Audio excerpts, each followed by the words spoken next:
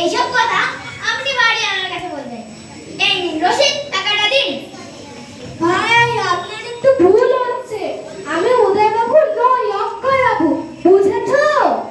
আমি শেষবারের মতো বলছি, নয় মানে বাড়ির ভাড়া দিয়ে দিন, নাহলে এক্ষুনি বাড়ি থেকে বেরিয়ে যান, বুঝেছেন? মাফ করবে, ওইটি পারবো না।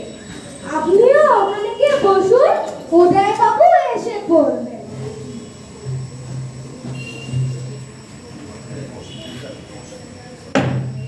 ওই আবার কে এলো? তুমি আবার কে? শোনো, কিছু গালমন্দ দেওয়ার থাকলে ওখান থেকেই দাও।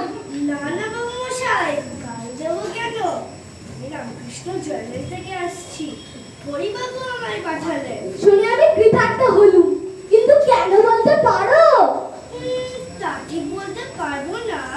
উনি আমায় বললেন, মধু, উদয়বাবুকে গিয়ে বল তিনি যেন একবার আমার সাথে দেখা করে।